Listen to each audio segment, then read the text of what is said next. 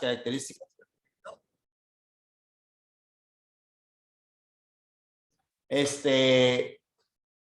Son 10 a 12 centímetros, 3 a 4 de grosor y 5 a 6 de la cápsula al hilio. Muy bien. Es un órgano par.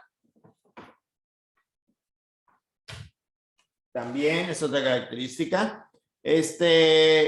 Internamente, el riñón. Y esto ya se está acabando.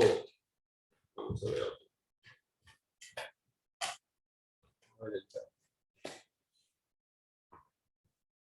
Internamente, el riñón se compone de una parte gruesa externa que se llama ¿cómo? Corteza. Corteza. Tiene otra parte interna que se llama médula. Y tiene ya posteriormente la pelvis y el sistema urinario. ¿Estamos de acuerdo? Ahora, existe una estructura anatómica y funcional que lo determina. ¿Cuál es esta? La nefrona. La nefrona, así es. ¿Y cómo es la nefrona? Bueno, desde el punto de vista celular,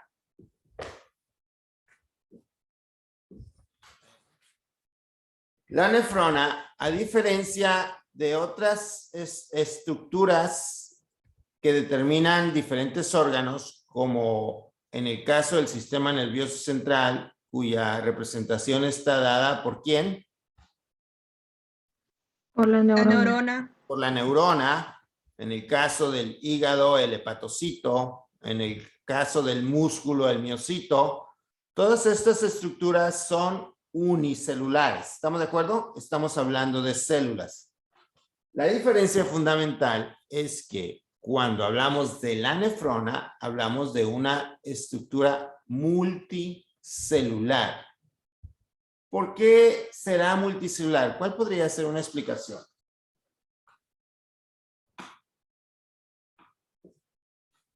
¿Quién me puede decir? Porque tiene funciones complejas. Porque tiene muchas funciones diferentes que una célula por sí sola no las pudiera hacer. Y sí, su función en general es compleja, pero se compone de muchas funciones, de muchas funciones, muchas acciones que hacen las células. Entonces sería imposible tener una supercélula que hiciera absolutamente todo. Ok. La nefrona se compone principalmente de dos partes. Uno es, ¿qué parte es esta? El glomérulo. El glomérulo, y la otra parte es el sistema tubular. ¿Ok? En el glomérulo, ¿qué partes podemos identificar? Número uno. Cápsula de Bowman. ¿Qué estoy representando aquí? La arteria aferente. Eferente, perdón. Arteriola aferente. Luego siguen ¿quiénes? El Adentro. penacho glomerular. No. Los capilares. Los capilares glomerulares. Esta arteria forma una red de capilares y posteriormente estos se vuelven a organizar para dar cabida a la formación de la, ¿cómo se llama esta parte? Arteria eferente. Arteriola eferente. Es una arteriola, es la representación más chica de una arteria. Muy bien. ¿Qué parte nos falta pintar aquí?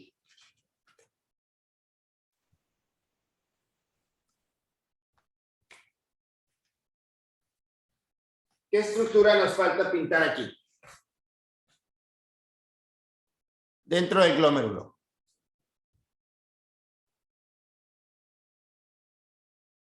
¿Nadie? El mesangio. El mesangio. ¿Y qué viene siendo el mesangio, doctora? Es la porción que le da, bueno, tiene varias funciones, ¿verdad? Pero participa indirectamente en la regulación del flujo sanguíneo y también participa como sostén y podemos decir que también participa como un fagocito. Como defensa, ¿no? Sí. Muy bien, pero en sí, el mesangio es una especie de gelatina, de matriz. Es una matriz, es una gelatina formada por células especializadas, vamos a ponerlo así, que se llaman células mesangiales. ¿Estamos de acuerdo? Y sí, tiene características, tiene funciones de sostén, de fagocitosis, perfecto, y tiene funciones reguladoras en cuanto al filtrado. Ya lo veremos más adelante. Y a la regulación del flujo. Perfecto. Entonces, en el caso de su acomodo, el acomodo de esta estructura en el riñón, vamos a regresar al riñón. A ver si sirve el negro.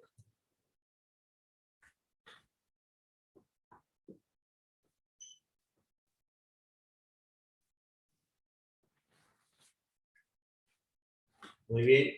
En el caso del riñón, cuando queremos acomodar las nefronas aquí, ¿cómo las acomodamos? En la corteza, doctor. ¿Qué va en la corteza, principalmente? La cápsula de Bowman. Y El los... glomérulo. Ajá, el glomérulo. Muy bien. Entonces, incluso nosotros clasificamos a las nefronas de acuerdo a la localización del glomérulo dentro de la corteza.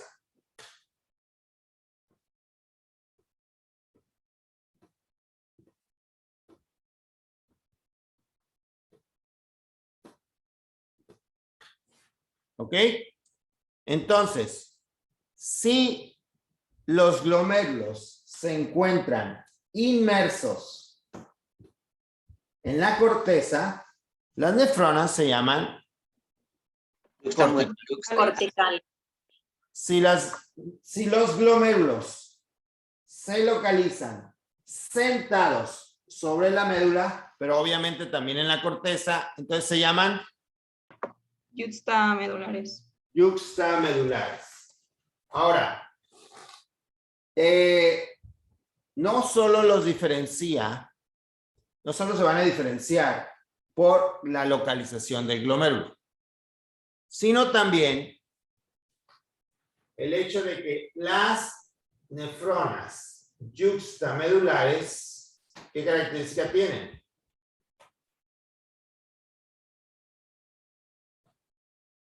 Una asa de Henle que llega hasta la médula renal. Una asa de Henle muy profunda, que llega muy internamente en la médula renal. ¿Estamos de acuerdo?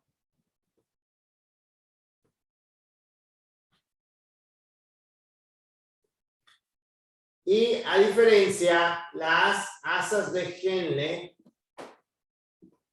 de las nefronas corticales son cortas. ¿Ok? Esto va a determinar una función muy especial de las nefronas yuxtamedulares. Esas asas de Henle profunda juegan un papel fundamental en cierta función del riñón, que ya veremos más adelante en el curso. Pero mientras, recuerden esa característica. Ahora, ya tenemos nosotros aquí cómo se distribuye las nefronas en el riñón. Ahora vamos a hablar del flujo sanguíneo. ¿Cómo se llama la cantidad de sangre que expulsa el riñón por minuto? Gasto cardíaco. El corazón por minuto, gasto cardíaco. Muy bien. ¿De cuánto es el gasto cardíaco normal? 5 litros. De 5 litros. Muy bien. 5 litros por minuto. En promedio, más o menos, para un adulto de aproximadamente 70 kilos, el gasto cardíaco viene siendo aproximadamente de 5 litros. 5 a 5.5 litros. Muy bien. Esta cantidad de sangre es la que se distribuye en todo el cuerpo cada minuto para irrigarlo, para perfundirlo, para que cada órgano haga su función. ¿Estamos de acuerdo?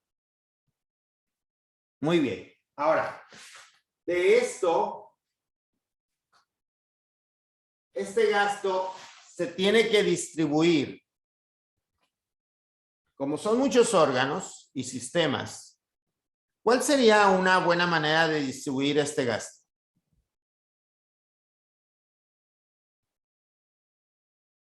¿Qué criterio utilizarían para ustedes darle más sangre o menos sangre a un órgano? Dependiendo de las funciones que éste realiza. Por ejemplo, la función debe ser una cosa muy importante. La función, El tamaño del órgano. el tamaño del órgano, perfecto. Función, tamaño. El hecho de que sea un órgano, ¿de qué tipo? De que si lo tenemos o no lo tenemos, ¿cómo se llama eso? Vital. Vital, de que sea un órgano vital. Ok, entonces, bueno, ¿qué hay del gasto cardíaco y del reparto de la sangre? Bueno, nosotros tenemos órganos muy importantes, como por ejemplo el sistema nervioso central, el encéfalo. Que imagínense que estoy dibujando ahí al encéfalo. Otro órgano muy importante es el corazón, precisamente. Los dos son órganos vitales, ¿verdad? Y otro órgano que tenemos, ahora sí, vamos a hablar del riñón. Si hablamos en cuanto al tamaño, porque los tres son órganos vitales, ¿estamos de acuerdo? Pero si hablamos en cuanto al tamaño, entonces en cuanto a que son órganos vitales, pues los tres merecen flujo, no se diga más. Bueno, entonces vamos a ver el tamaño. ¿Cuánto pesa aproximadamente el cerebro?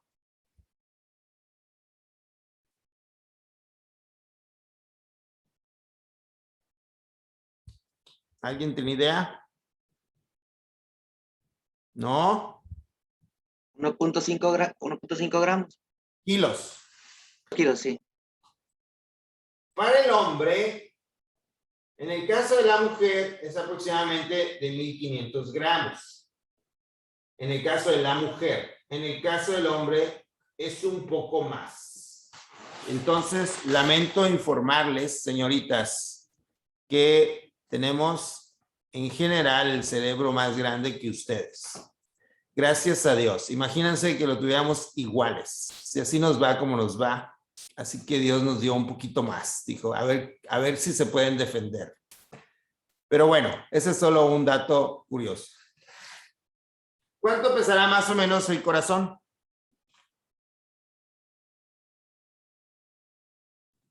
¿300 gramos? Unos 400 gramos. ¿Y cuánto dijimos que pesan de ambos riñones?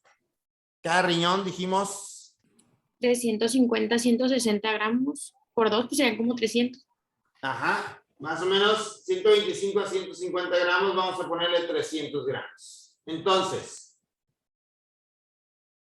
el corazón se da a sí mismo por las coronarias. Recuérdense que su flujo es a partir de las coronarias, se da alrededor del 5% del gasto cardíaco. El encéfalo recibe alrededor del 12%. ¿Cuánto recibe el riñón? 20%. Del 21 al 25%. Entonces, si es tan importante el cerebro, tan importante que de hecho eso es lo que nos tiene aquí a nosotros ahorita. Eso es lo que nos hace capaces de comunicarnos por medio de un aparato a distancia. Eso es el cerebro, el que nos hace ser capaces de transmitir información y obtener un nuevo conocimiento a partir de la información que estemos viendo. Pues entonces es un órgano muy importante, ¿estamos de acuerdo? Igual el corazón, simple y sencillamente deja de latir el corazón, ya no estamos aquí. ¿Estamos de acuerdo? Sin embargo, el riñón recibe mucho más sangre, incluso que los dos juntos. Eso habla de la complejidad y la importancia de su función. ¿Estamos de acuerdo? Entonces, número 1, su estructura fundamental es multicelular. Número 2, el flujo que recibe el riñón es mucho mayor que cualquier otro órgano por gramo. ¿Estamos de acuerdo? Por gramo de peso. Entonces, ahora sí, ¿cómo le llamamos a esa cantidad de sangre que recibe el riñón? ¿Flujo renal? ¿Flujo qué? Plasmático. No. Renal. Sanguíneo. Flujo sanguíneo renal. Y es alrededor de 1100 mililitros por minuto. ¿Estamos de acuerdo? Eso entra, es la cantidad de sangre que entra por las arterias renales. La arteria renal es la arteria por la cual se alimenta el riñón. ¿Sale? Ok. ¿Cómo se distribuye ese flujo sanguíneo dentro del riñón? ¿Cómo es esa irrigación?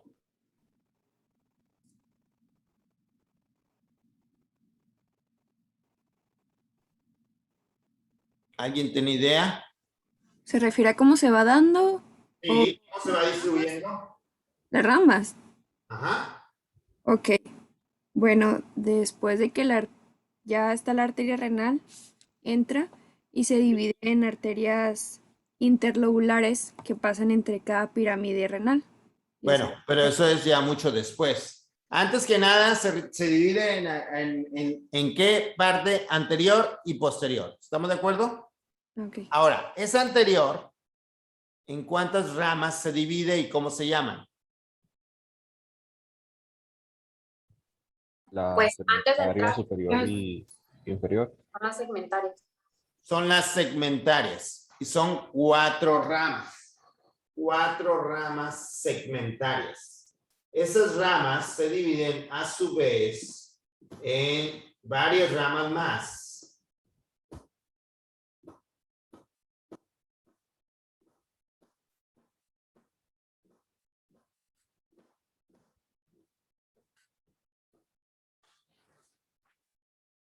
Varias ramas más. Y esas ramas, ¿cómo se llaman? Ahora sí. Interlobulares. Interlobares. ¿Sale? Esas ramas llegan hasta la división entre la corteza y la médula. Y de ahí surge toda una serie de arterias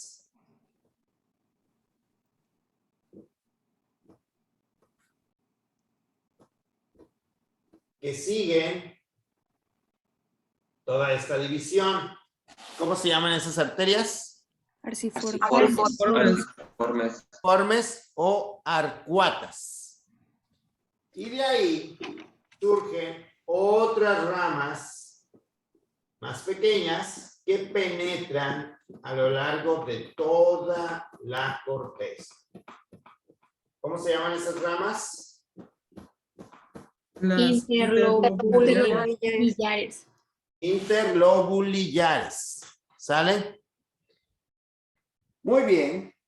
Pues de ahí, de esas ramas, van a surgir unas arterias pequeñitas que son las arteriolas que alimentan a los glomérulos. ¿Y cómo se llaman esas arterias? Arteriolas. Aferente y eferente. Arteriolas aferentes. Arteriolas aferentes. Ahí les va. Las arteriolas aferentes que alimentan a las nefronas corticales se les surgen de las interlobulillares. ¿Estamos de acuerdo? Y las arteriolas aferentes que alimentan a las nefronas yuxtamedulares surgen de las arcuatas. ¿Estamos de acuerdo?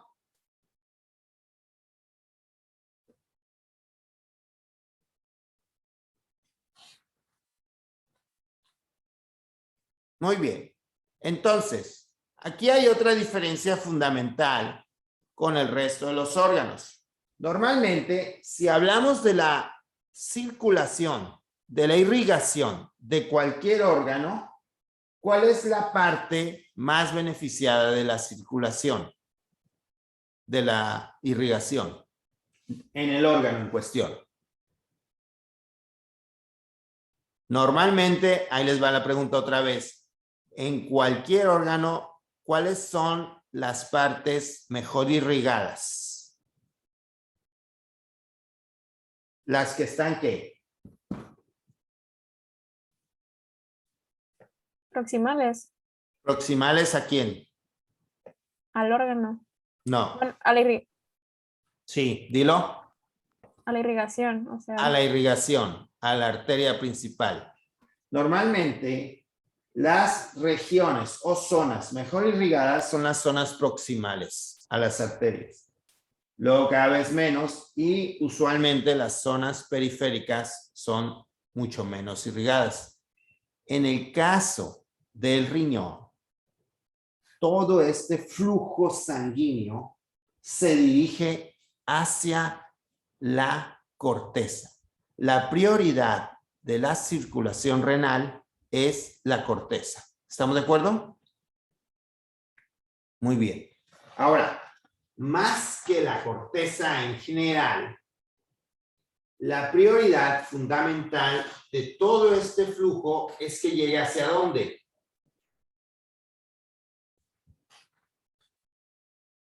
Hacia el glomérulo. Hacia los glomérulos. La prioridad de todo este flujo es que llegue hacia los glomérulos. Cuando hablamos de la irrigación de los glomérulos, ya no hablamos precisamente del flujo sanguíneo, sino hablamos de qué. ¿Cómo se llama la cantidad de sangre o cómo se llama la cantidad de sangre o de flujo que llega a los glomérulos? Tasa de filtrado glomerular. No.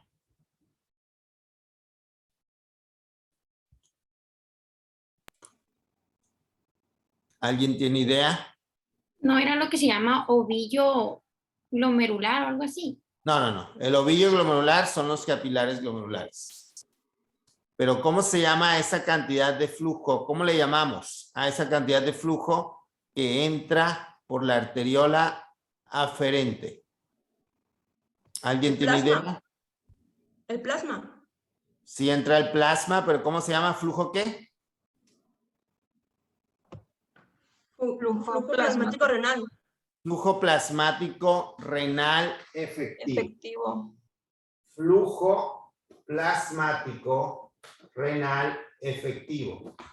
Es la cantidad de flujo que llega al riñón. Entonces, hasta aquí hablamos de flujo sanguíneo renal. Ya después de aquí hablamos del flujo plasmático. ¿Y de cuánto es ese flujo plasmático? ¿Alguien tiene idea? 625. 625 mililitros por minuto. Ahora, si nosotros sacamos la porción de plasma del flujo sanguíneo renal, ¿cuánto es? ¿Qué porcentaje de plasma hay en la sangre?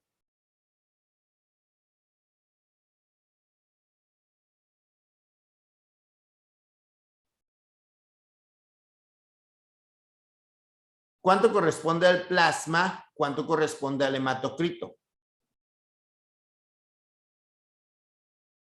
Un 55% en plasma. 60%. Vamos a sacar ahora el 60% del plasma de 1100. Sáquenlo, por favor.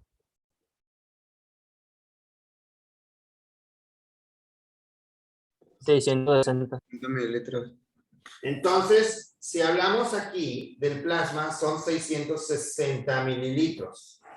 Hablaríamos aquí de un flujo plasmático renal total, que son 660 mililitros, los que entran al riñón.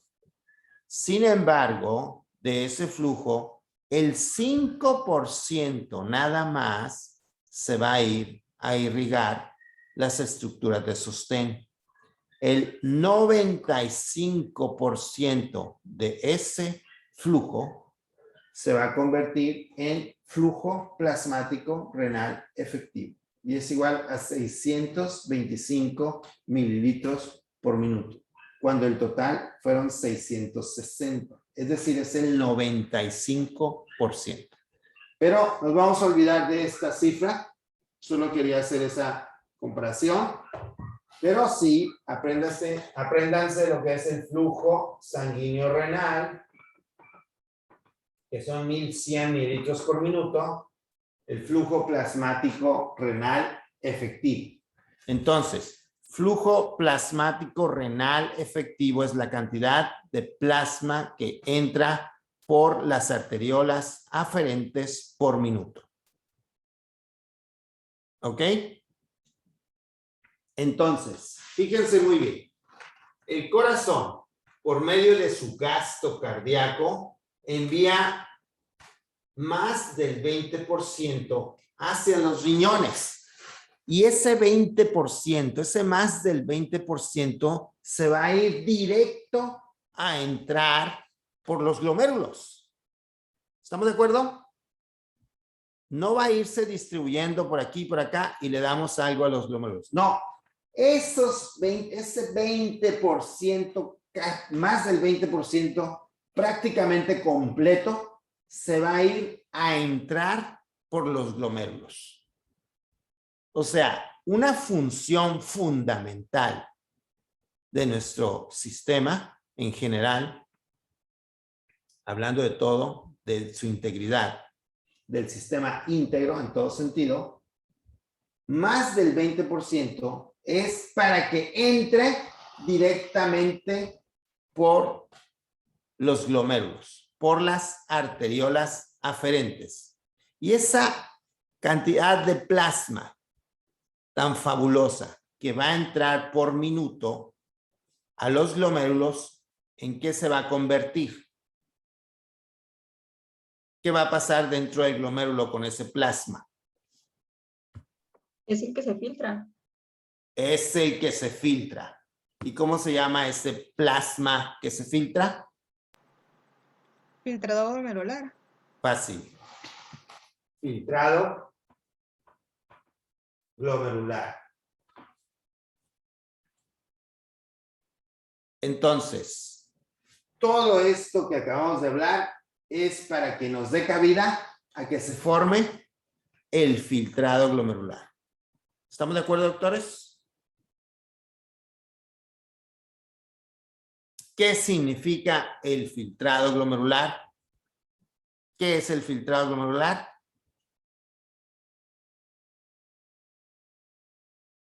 ¿Qué significa para el cuerpo?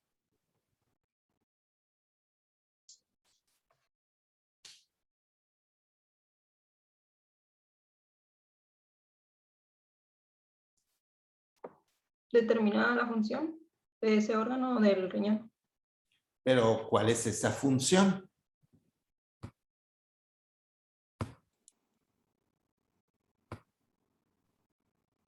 ¿Cuál será la función del riñón? Si lo decimos en una sola palabra. ¿O Filtrar. cuáles son las funciones del riñón?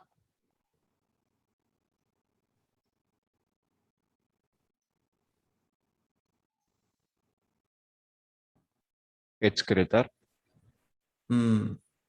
Ese es, Filtrar los desechos. esa es una, excretar es una de las funciones tubulares para llevar a cabo algunas funciones del riñón. Es uno de los aspectos que llevan a cabo a una función. Pues una sola función del riñón, englobarla en una palabra. Ujú. Bueno, Bueno. pues regular volumen. Singular. Déjenlo por ahora. Pero lo que sigue para la siguiente clase es hablar del filtrado glomerular. ¿Estamos de acuerdo? Vamos a hablar del filtrado glomerular. Así que van a revisar las diferencias entre un capilar normal y un capilar glomerular. Van a revisar las leyes de Starling y van a revisar la función del mesangio. ¿Estamos de acuerdo?